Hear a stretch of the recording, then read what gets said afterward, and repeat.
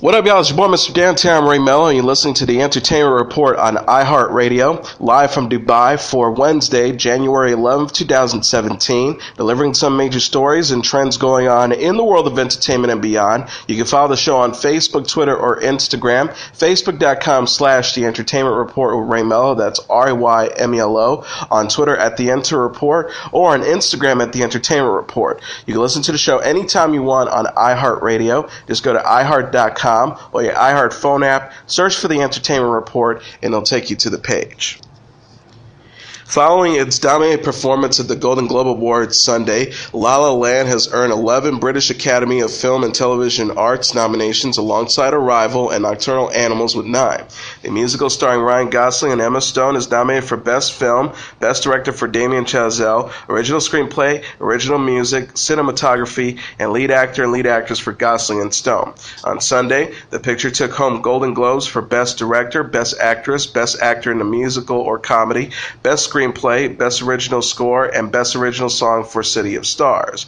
Right behind La La Land is the sci-fi thriller Arrival, which earned nominations for Best Picture, Best Director for Denis Villeneuve, Adapted Screenplay, Cinematography, Original Music, and Best Actress for star Amy Adams. Adams also stars in Nocturnal Animals, which is competing in the categories for Best Director for Tom Ford, Adapted Screenplay, Original Music, Cinematography, Lead Actor for the star Jake Gyllenhaal, and Supporting Actor for Aaron Taylor Johnson, who took home the Golden Globe in the same category.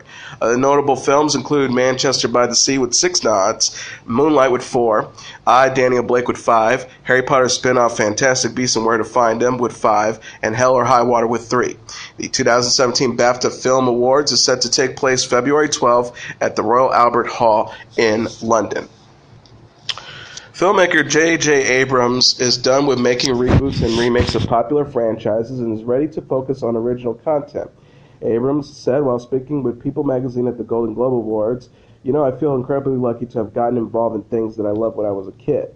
He continued by saying, in fact, even Westworld, which we're here for tonight, is one of them, but I don't feel any desire to do that again. I feel like I've done enough of that I'm more excited about working on things that are original ideas that perhaps one day someone else will have to reboot. Abrams has made a career out of reviving established franchises, including his work on the then dormant Mission Impossible series with 2006 Mission Impossible 3, Star Trek, which he rebooted cinematically in 2009, along with its 2013 sequel Star Trek Into Darkness, and most recently with 2015 Star Wars The Force Awakens. He says to People magazine, I do think that if you're telling a story that is not moving anything forward, not introducing anything that's relevant, that's not creating a mythology or an extension of it, then a complete remake of something feels like a mistake. He added, the film is a fairly young medium, and there are stories that have lasted for centuries, and it's not uncommon, I think, for stories to be retold, whether it's at a campfire or on film, but I think you always have to be addictive. You can just be remaking something for the sake of remaking it. Abrams' next project is a tie-in film to a franchise he helped create, Cloverfield, with the formerly titled God Particle. The film about a team of astronauts that make a terrifying discovery is produced by Abrams and connects with the Cloverfield universe following 2016's 10 Cloverfield Lane. The project, originally scheduled to release in February, was pushed back until October 27, 2017, and will be given a new title. Tom Hardy has confirmed that a number of Mad Max sequels are still in the works as the actor is eager to return to the wasteland. Hardy said during an interview with The Wrap, when asked if future installments of the post-apocalyptic series are still happening, "Yeah, I believe so." He continued by saying, "I don't know when that starts, but I believe that's in the books. There's a couple of those floating around. I'm waiting for the call to come. It was so good, man." Hardy started as a titular hero in 2015's critically acclaimed Mad Max Fury Road alongside Charlize Theron as Furiosa. Following the release of the film, franchise director George Miller has stated that he has 2 Mad Max sequels planned at Warner Brothers due to the long development time spent on Fury Road. Miller shared in October 2015, "So we ended up with 2 scripts without really trying. We're talking to the studios about it as we speak, but which one of the 2 stories will happen next, I'm not so sure."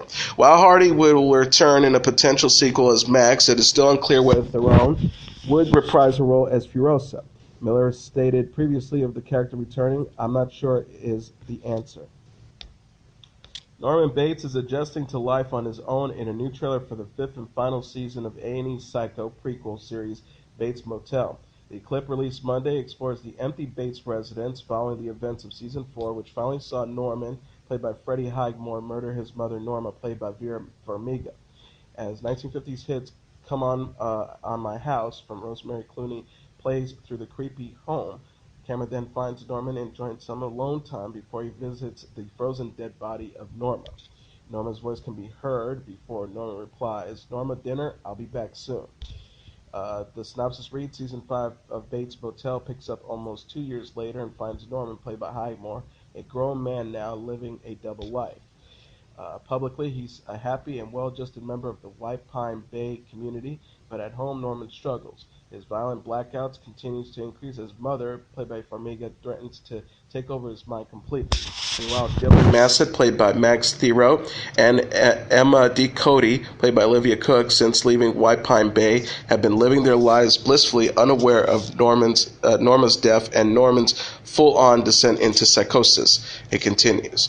Unfortunately for themselves, they will soon find themselves drawn back into Norman's insanity when a vengeful Alex Romero, played by Nestor Carbonell, who is currently incarcerated for perjury, hungers for a chance to destroy his stepson and avenge the murder of his one true love, Norma Bates. Also tapped for Season 5 is Rihanna, who was cast as Marion Crane, the woman Norman famously kills in the original Psycho film. Season 5 of Bates Motel premieres February 20th on A&E. Actress and comedian Amy Schumer is headed to Netflix. The 35-year-old Inside Amy Schumer star will make her debut on the streaming site March 7th with a stand-up comedy special that was filmed at the Belco Theater in Denver in November 2016. Schumer said, according to Deadline, "Very happy to be part of the Netflix family for this special. Maybe now they will look at my Stranger Things auditions tape to play for the Demogorgon for Season 2.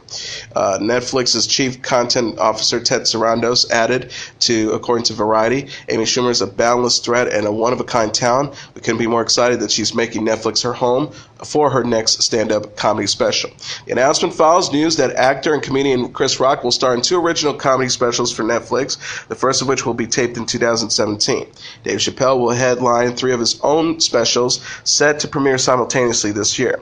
Schumer is known for her Comedy Central sketch comedy series Inside Amy Schumer and for writing and starring in the movie Trainwreck. She will star in the film Snatch with Goldie Hawn and Thank You for Your Service with Miles Teller. And speaking of Stranger Things, Millie Bobby Brown says that she and Maddie Ziegler have become best friends since meeting in 2016.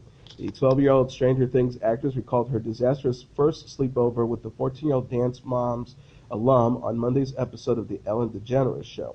Brown told host Ellen DeGeneres, "She's my best friend, actually. We are very, very good friends. We've only known each other for about 5 months now. I'm such a big fan of Dance Moms and just her in general. She is so inspiring to me." She said, "When I met her, I started crying." She admitted she private messaged me on Twitter. "I'd never been on a sleepover before, so she was like, 'Do you want to come over?' So I was like, 'Sure, okay.' So I go over there, and it's like 3 o'clock in the morning. The fire alarm comes on. We all had to get rushed out of her apartment building, and I'm crying because I'm like, my first sleepover is ruined." The star said, "We've been through a lot. We're really good friends, and we text each other every day." Ben Affleck says his preteen daughters are crazy about Disney and Taylor Swift. The 44-year-old actor explained on Tuesday's episode of The Ellen DeGeneres Show that he bonds with Violet and Serafina, his 11-year-old and 8-year-old daughters, with Jennifer Garden by listening to Radio Disney and going to Taylor Swift shows.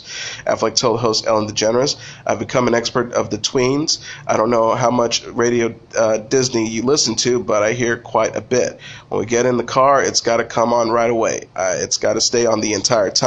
He also added, "I hear a lot of the romantic adventures of Disney characters who are on the Disney Channel. We go to Taylor Swift concerts, and that's my life. Taylor Swift is great, by the way. She's a great role model." Affleck shares Violet, Serafina, and 4-year-old son Samuel with Gardner, who he split with in June 2015 after 10 years of marriage. He gushed about the 44-year-old actress and their family in a Time Talks interview in December.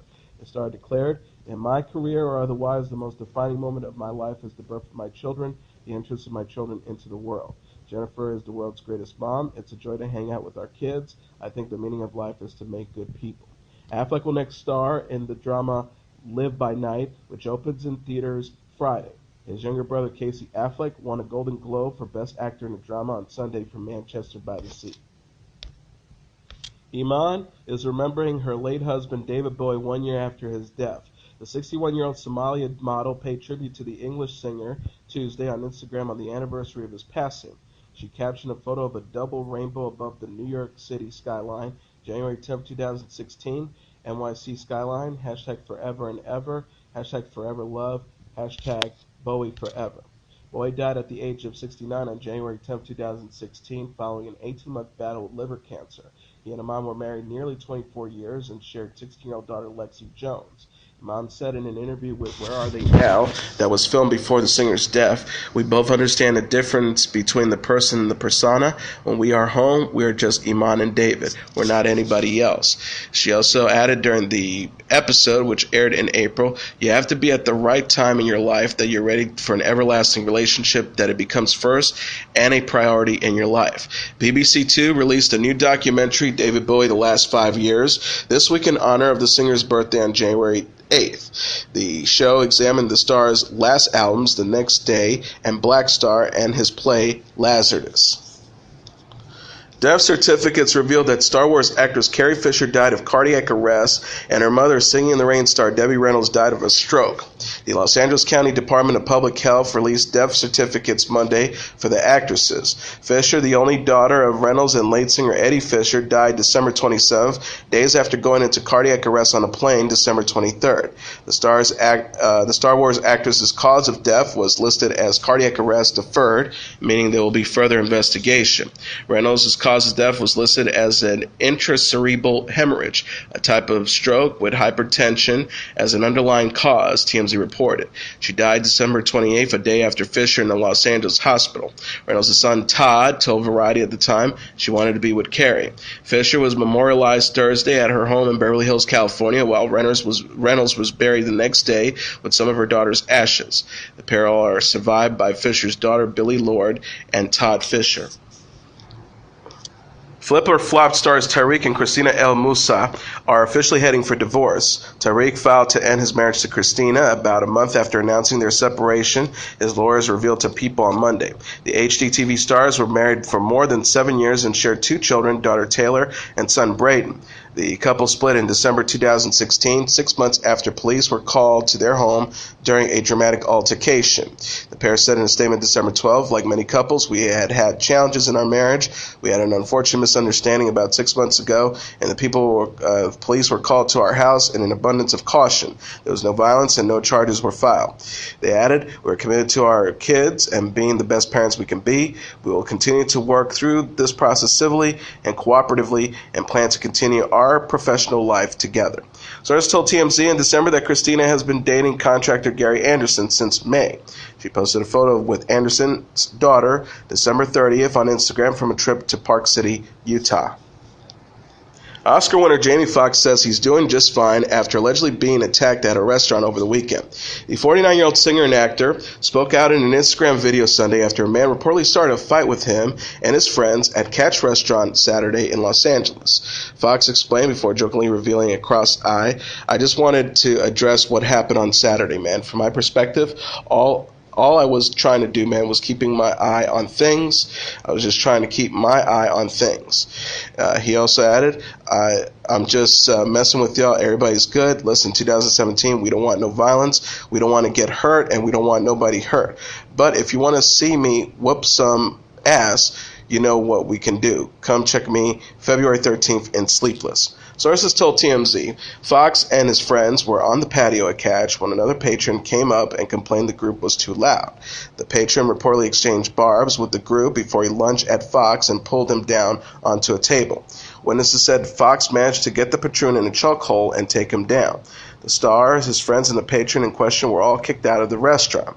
Foxx and rapper T.I. play corrupt Las Vegas cops in Sleepless, which is based on the Frederick Jardin film Sleepless Night. The movie is directed by Baron Bull Odor and co-stars Michelle Monaghan, Derek Mulroney, and David Harbour. Supernatural star Jensen Ackles introduced his newborn twins to fans on Monday. The 38-year-old actor shared a first photo of himself with wife Danielle Harris, 3-year-old daughters Justice, and twins Zeppelin and Arrow on Instagram. captioning the picture to his 4.3 million followers, #family, #happy 2017, #SPN family. Ackles and Harris, a 37-year-old actress known for One Life to Live and One Tree Hill, welcomed their twin son and daughter December 2nd. The actor announced the news with a photo of Thing 1 and Thing 2 from The Cat in the Hat. He wrote at the time, Danielle, JJ, and I are excited to announce the birth of our twins, Zeppelin Bram and Arrow Rhodes. They were born early yesterday morning. Everyone is doing great. #twinning. Ackles and Harris married in 2010 and welcomed Justice in May 2013. The actor admitted in an interview with E! News after Justice's birth that becoming a father was quite an adjustment. He confessed, "A friend of mine says it's slightly different gear," and I said, "Different gear? No, you put it in park, you get out of the car, you get in a different car, you take a left down a wrong street. That's basically where I'm at now." The star says, "I'm lost, I'm just completely lost, but the baby's doing great." Ackles plays Dean Winchester on Supernatural, which airs Thursdays at 9 p.m. Eastern Standard Time. The CW series co-stars Jared Padalecki, Mishka Collins, and Mark A. Shepard, and was renewed for a 13th season this week. James Corden challenged Neil Patrick Harris to Broadway musical riff-off Monday on The Late Late Show. The comedic musical battle erupted after Harris interrupted Corden's opening monologue. The actor said to the late-night host, "Your silly jokes can't wait, Corden. We have a score to settle, and it's about Broadway." Harris explained, "I see you going around hosting Tonys, acting like you're the only TV star who can sing Broadway show tunes. Some of us, dude, have actually won a Tony." After Corden explained how he, too, had earned a Tony Award, Harris dismissed his achievement, replying, "Yeah, for a non-singing role. Burn." Soon, the duo were joined by the Capella group Philharmonic to face off in a rendition of "Sit Down, You're Rocking the Boat" from the musical Guys and Dolls. The following musical numbers included "Everything's Coming Up Roses" from Gypsy, "Being Alive" from Company, and "On My Own" from Les Miserables, among others. In the finale, Corden and Harris launched into a performance of "My Shot" from the current Broadway smash, Hamilton. And now let's take a look at what happened on this date in entertainment history. On this date in 1927, Charlie Chaplin's $16 million estate is frozen by court receivers after his second wife, Lita Gray Chaplin, sues for divorce. Lita was a 16-year-old hopeful actress when the 35-year-old Chaplin married her in 1924. The bitter and prolonged divorce ended a 3-year marriage with $1 million settlement. Chaplin, one of the most financially successful stars of early Hollywood, was introduced to the stage when he was 5. The son of London music hall entertainers, young Chaplin was watching a show starring his mother when her voice cracked. He was quickly shifted onto the stage to finish the act. Chaplin's father died when Chaplin was a toddler, and when his mother had a nervous breakdown, Chaplin and his older half-brother, Sydney, roamed London, where they danced on streets and collected pennies in a hat. They eventually went to an orphanage and joined the 8 Lancashire Lads, a children's dance troupe. When Chaplin was 17, he developed his comedic skills with the help of Fred Carnell's company, for which his half-brother had already become a popular comedian. Soon Chaplin's Bowler hat, outturned feet, mustache, and walking cane became his trademark. He joined the Keystone Company in filmmaking a living, in which he played a mustached villain who wore a monocle. It wasn't long before he also worked on the other side of the camera, helping direct his 12th film and directing his 13th, Caught in the Rain, on his own. Chaplin redefined what would soon become his legacy, the character Charlie the Tramp, and signed on with the S&A Company in 1915 for $1,250 a week, plus a $10,000 bonus, quite a jump for the $175 that Keystone paid him. Next year, he signed with Mutual for $10,000 a week, plus $150,000 bonus under a contract that required him to make 12 films annually, but granted him complete control over the pictures. And in 1918, he signed a contract with First National for $1 million for 8 films. Masterful silent film actor and pantomimist who could elicit both laughter and tears from his audience, Chaplin resisted the arrival of sounds in movies. Indeed, in his first film that featured sound, City Lights, in 1931, he only used music. His first true sound film was in 1940's The Great Dictator, in which he mocked fascism. Chaplin founded the United Artists Corporation in 1919 with Mary Pickford, Douglas Fairbanks, and director D.W. Griffith. Chaplin married twice more, both times to teenage girls. His fourth wife, Una O'Neill, who was 18 when she married the 54-year-old actor, was the daughter of playwright Eugene O'Neill. Though he lived in the United States for 42 years, Chaplin never became a U.S. citizen. A vocal pacifist, Chaplin was accused of communist ties, which he denied. Nevertheless, in 1952, immigration officers prevented Chaplin and his wife from re-entering the United States after a foreign tour. The couple did not return to the United States for 20 years. Instead, they settled in Switzerland with their 8 children.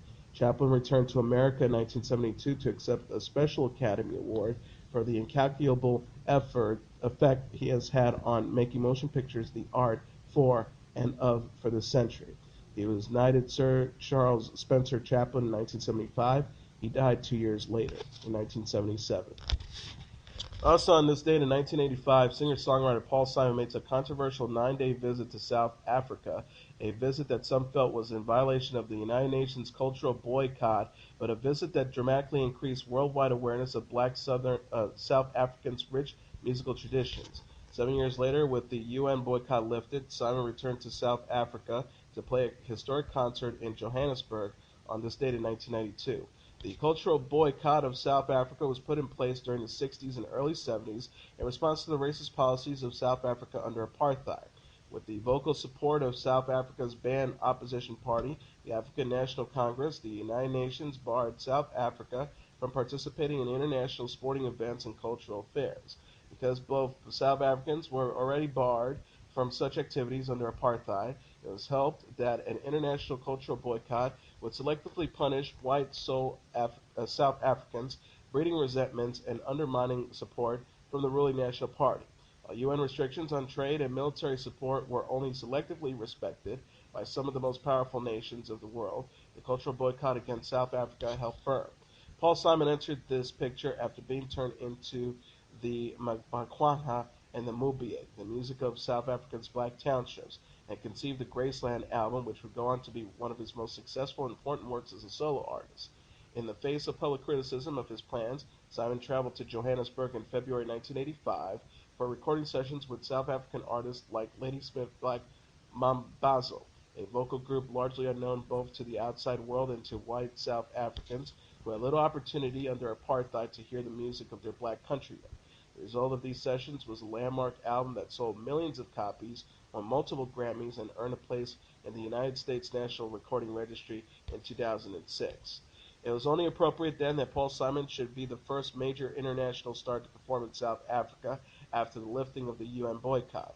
With the full support of the ANC and its recent freed leader Nelson Mandela, Simon performed before 40,000 cheering fans in Johannesburg's Ellis Park Stadium on this date in 1992. It was a powerfully symbolic event that also underscored the limits of symbolism in addressing entrenched inequality.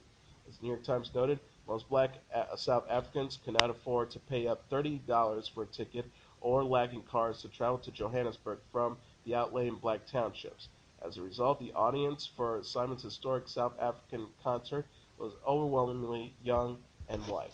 And that is your entertainment report for Wednesday, January 11, 2017. I'm your host, Mr. Downtown Ray Melo. I'll be back tomorrow to deliver some major stories and trends going on in the world of entertainment and beyond. You can follow the show on Facebook, Twitter, or Instagram. Facebook.com/The Entertainment Report with Ray Melo. That's RayMelo. On Twitter at The Enter Report, or on Instagram at The Entertainment Report. You can listen to this episode or any of the previous episodes of The Entertainment Report anytime you want on iHeartRadio. Just go to iHeart.com or your iHeart phone app, search for The Entertainment Report, and it'll take you to the page. Good night, and God bless you all.